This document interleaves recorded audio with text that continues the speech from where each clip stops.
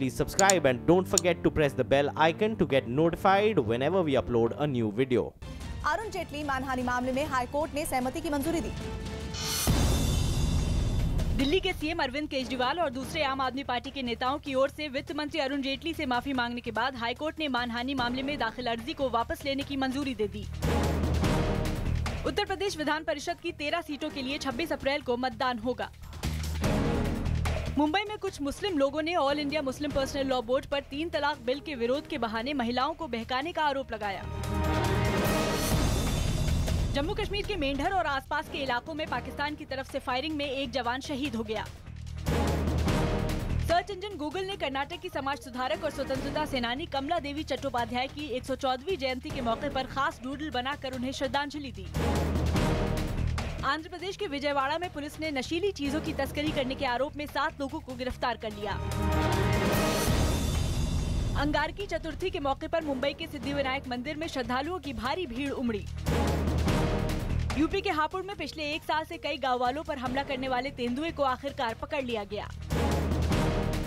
हैदराबाद में एसओजी की एक टीम ने छापेमारी कर तंबाकू और गुटखा बनाने के करीब 1 करोड़ का अवैध सामान बरामद करने का दावा किया।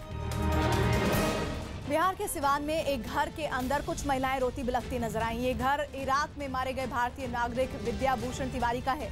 सोमवार देर रात विद्याभूषण तिवारी का शव उनके घर पहुंचा, जिसके बाद शव को देख परिवार वालों का हाल बुरा हो गया। घर में मातम फैल गया। पत्नी रोते रोते बेहोश हो गई और मां बुरी तरह से बिलखने लगी। वहीं बहन की हालत भी खराब हो गई। उसका भी रो रो कर बुरा हाल हो गया। परिवार के सामने अब घर चलाने और बच्चों को पढ़ाने की चुनौती है। पैसा भेजते थे, इलाज देते पढ़ते थे, अब नहीं पढ़ते हैं, इधर उधर घूमता था। घर वाला आदमी कोई नहीं छपता है, नहीं कोई देखता है। इससे पहले इराक के मौसुल में मारे गए बिहार के 5 लोगों के शव पटना से सिवान पहुंचे।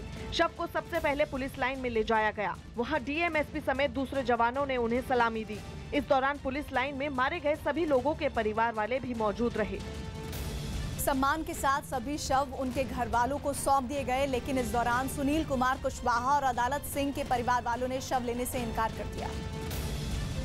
दोनों परिवारों की मांग थी कि पंजाब सरकार की तरह ही बिहार सरकार भी उन्हें मुआवजा और एक सदस्य को सरकारी नौकरी दे, जिससे वो अपने बच्चों की बेहतर परवरिश कर सकें। हमें नौकरी चाहिए। हम कैसे 2 बच्चे को पालन पोषण करेंगे? हम जीवन इतना सफर है, छोटे छोटे बच्चे हैं, मेरे आगे पीछे कोई नहीं है। हालांकि डीएम के आश्वासन के बाद दोनों परिवार शव लेने के लिए राजी हो गए, जिसके बाद परिवार वालों ने अहले सुबह सभी शवों का अंतिम संस्कार कर दिया। सोमवार को इराक में मारे गए भारतीयों के शव अमृतसर पहुंचे थे, जहां से देर रात बिहार के रहने वाले 5 लोगों के शव को लेकर खुद वीके सिंह पटना पहुंचे, जहां सीएम नीतीश कुमार और डिप्टी सीएम सुशील मोदी ने भी उन्हें श्रद्धांजलि दी।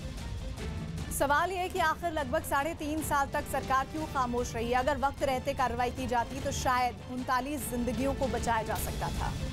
राजस्थान के टोंक जिले में कुएं में फंसे 2 सांपों को बचाने की कोशिश कर रहे एक आदमी को कुछ लोग रस्सी की मदद से ऊपर खींचने लगे। सांपों का ये जोड़ा बीते 7 दिन से इस कुएं में फंसा था, जिन्हें बाहर निकालने के लिए वन विभाग की स्नेक टीम का एक सदस्य कुएं में उतरा। कुएं की गहराई करीब 30 फीट बताई गई, जिसमें वन विभाग के सदस्य को एक चारपाई में लिटाकर नीचे भेजा गया। कुएं से सांपों को बाहर निकालने के इस खतरनाक काम को देखने के लिए गांव के दर्जनों लोग मौजूद थे। दावा है कि कड़ी मशक्कत के बाद कुएं में फंसे सांपों को स्नैक बैग की मदद से बाहर निकाला गया। 4 घंटे की मेहनत के बाद ये दोनों सांप हमने सफलतापूर्वक पकड़ लिए। सांपों को बचाने के दौरान उन्होंने वन विभाग के सदस्य पर भी हमले की कोशिश की। बताया गया कि बीते 7 दिन से गांव के लोग इस कुएं से सिंचाई के लिए पानी नहीं निकाल पा रहे थे। हालांकि सांपों के बाहर निकलने पर लोगों ने राहत की सांस ली। सवाल ये है कि गांव से बाहर बने कुएं फसल सिंचाई का माध्यम भी होते हैं, जबकि कई बार इन कुओं में जानवर और बच्चों के गिरने की घटनाएं हो जाती हैं। क्या प्रशासन को इस तरह के कुओं को ढककर रखना चाहिए ताकि किसी तरह का हादसा न हो?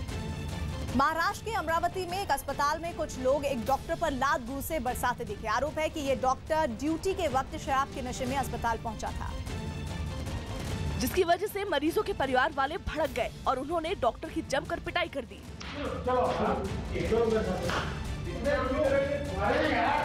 आरोप है कि आईसीयू में ड्यूटी पर लगाए गए इस डॉक्टर ने वहां हंगामा करने की कोशिश की, जिसके बाद लोगों ने उस पर थप्पड़ बरसाए। यही नहीं, नशे में लड़खड़ा रहे डॉक्टर को लोगों ने आईसीयू से धक्के मारकर बाहर निकाल दिया। आईसीयू से बाहर निकलने के बाद भी लोगों ने उसका कॉलर पकड़कर सीढ़ियों पर खींचा और वहां भी उसकी जमकर धुनाई की। आरोप है कि सरकारी अस्पताल में इस डॉक्टर के नशे में हंगामा करने की बात नई नहीं थी, लेकिन इस बार मरीजों को इलाज के लिए लाने वाले ईमानदारों ने डॉक्टर की जमकर खातिरदारी कर दी। इस डॉक्टर को शराब पीकर हंगामा करने के आरोपों में पहले भी निलंबित किया गया था। सवाल ये कि अस्पताल में शराब के नशे में डॉक्टर का आना एक गैर जिम्मेदाराना हरकत है, जिसके लिए लोग भी अपना आपा खो बैठे। लेकिन इस तरह के शराबी डॉक्टर पर आखिर अस्पताल प्रशासन कार्रवाई क्यों नहीं करता है? उत्तर प्रदेश के संभल में रात के अंधेरे में कुछ पुलिस वाले हाथों में हथियार लिए एक बदमाश की तलाश करते नजर आए। पुलिस का दावा है कि वो कासमपुर इलाके में कुछ अपराधियों की तलाश में गई थी, लेकिन वहां उसकी मुठभेड़ एक इनामी बदमाश से हो गई, जिसकी पुलिस को कई दिनों से तलाश थी। आरोप है कि 15,000 का इनामी बदमाश यूनुस मोटरसाइकिल से अपने साथी के साथ वहां से गुजर रहा था। पुलिस ने उसे रोकने की कोशिश की तो उसने पुलिस पर फायरिंग कर दी, जिसके बाद पुलिस की जवाबी कार्रवाई में बदमाश यूनुस के पैर में गोली लगी, जबकि उसका साथी भागने में कामयाब रहा। पुलिस ने दावा किया कि गिरफ्त में आया यूनुस हिस्ट्री शीटर है और उस पर 20 से ज्यादा आपराधिक केस दर्ज हैं। संभल थाने से 3 मुकदमा में वंचित था। इस अभियुक्त की एक लंबी क्रिमिनल हिस्ट्री है, करीब 20 से ऊपर मुकदमे। पुलिस ने मौके से चोरी की मोटरसाइकिल और अवैध हथियार बरामद किए और मुठभेड़ में घायल बदमाश और 2 पुलिस वालों को इलाज के लिए अस्पताल में भर्ती कराया। सवाल यह है कि यूपी में एक के बाद एक हो रहे एनकाउंटर के बाद भी बदमाशों के हौसले इतने बुलंद क्यों हैं कि वो पुलिस वालों पर फायरिंग करने से नहीं चूक रहे। सीबीएसई ने 10वीं की गणित की परीक्षा दोबारा न कराने का फैसला किया, जिस पर कई छात्रों ने खुशी जताई तो कुछ ने नाराजगी भी जाहिर की। लोकसभा में गृह मंत्री राजनाथ सिंह ने दलित आंदोलन पर सफाई दी कि न तो सरकार SC/ST एक्ट में बदलाव के मामले में पक्षकार थी और न ही वो SC/ST एक्ट को कमजोर बनाना चाहती है। और फेक न्यूज चलाने वाले पत्रकारों की मान्यता रद्द करने के फैसले को पीएम मोदी ने वापस लेने का आदेश दिया। बिहार के बांका में पुलिस का एक अधिकारी मोबाइल फोन पर कुछ लोगों के बयान रिकॉर्ड करता दिखा। पुलिस को खबर मिली थी कि बांका के एक गांव में 2 नाबालिग लड़कियों ने संदिग्ध हालात में फांसी लगाकर खुदकुशी कर ली, जिसकी जानकारी मिलने पर पुलिस की टीम मौके पर पहुंची और पेड़ पर एक ही फंदे से लटक रहे दोनों नाबालिग लड़कियों के शव को नीचे उतारा। परिवार वालों का दावा है कि 6ठी क्लास में पढ़ने वाली मनीषा और कंचन के बीच पिछले 2 वर्षों से गहरी दोस्ती थी। दोनों एक साथ खाना पीना, पढ़ना और सोना पसंद करती थी, जिससे परेशान होकर कई बार उनको अलग करने की कोशिश की गई। शुरुआती जांच के बाद पुलिस ने दोस्ती में परिवार वालों के दखल की वजह से आत्महत्या की आशंका जताई। तो गार्जियन को लोग कहना था कि अपना घर में रहो, और अभी तक से यही उभर के आया है कि इसी के चलते दोनों ने अपना जान दे दिया, खुदकुशी कर ली। हालांकि पुलिस ने इस मामले में हत्या की आशंका से भी इनकार नहीं किया और दोनों के शवों को आगे की जांच के लिए पोस्टमार्टम के लिए भेज दिया। सवाल यह है कि 6ठी क्लास में पढ़ने वाली नाबालिग लड़कियों की दोस्ती से उनके परिवार वालों को क्यों ऐतराज था। अगर परिवार वालों ने उन पर दबाव बनाने की जगह समझाने की कोशिश की होती तो शायद उनको जान नहीं गंवानी पड़ती। बिहार में हाजीपुर के सरकारी अस्पताल में स्ट्रेचर पर गंभीर रूप से जख्मी पड़ा एक सिपाही कराहता हुआ दिखा। आरोप है कि बदमाशों ने इस सिपाही को उस वक्त गोली मार दी जब वो एक नाबालिग कैदी को पेशी के लिए कोर्ट लेकर पहुंचा था, जिसके बाद राम इकबाल नाम के सिपाही को गंभीर हालत में सदर अस्पताल में भर्ती कराया गया। पानी चल रहा।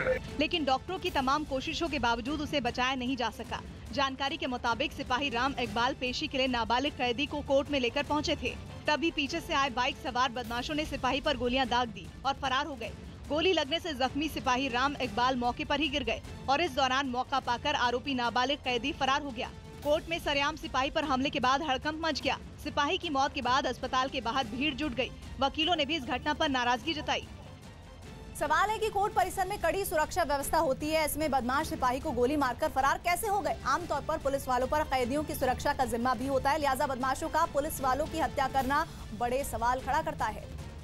अमेरिका और चीन के बीच जारी ट्रेड वॉर में चीन ने अमेरिका पर पलटवार किया है। चीन ने अमेरिका से आयात होने वाले फलों समेत 120 वस्तुओं पर 15% टैक्स लगाया है। साथ ही दूसरी 8 वस्तुओं पर 25% टैरिफ लगाया गया है। इससे पहले 23 मार्च को अमेरिका ने चीन से स्टील के आयात पर 25% और एल्यूमिनियम के आयात पर 10% टैक्स लागू किया था। बड़े पैमाने पर अमेरिका को स्टील और एल्यूमिनियम प्रोडक्ट का एक्सपोर्ट करने वाले चीन ने अमेरिका के उस फैसले का कड़ा विरोध किया था।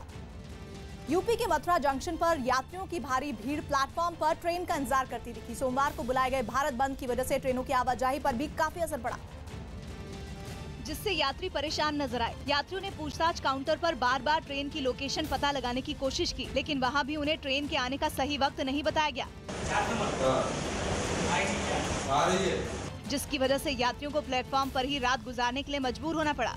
आई थिंक लेट हो रही है, जो बताया जा रहा है पीछे से नहीं आ रही है। वहीं से दिल्ली से ही लेट छूटती है ट्रेन, बहुत ज़्यादा दिक्कत होती है सर। जानकारी के मुताबिक दलित संगठनों के भारत बंद की वजह से 100 से ज्यादा ट्रेनों पर असर पड़ा। 9 ट्रेनें रद्द कर दी गई, जबकि कुछ ट्रेनों के रूट बदले गए। ट्रेनों में घंटों की देरी से रेल यात्री बेहाल हो गए। सवाल ये है कि भारत बंद से क्या मिला? क्या सिर्फ लोगों को परेशान करने के लिए ही बंद बुलाए जाते हैं? सवाल ये भी है कि प्रशासन पहले से हालात क्यों नहीं निपटाने की कोशिश करता?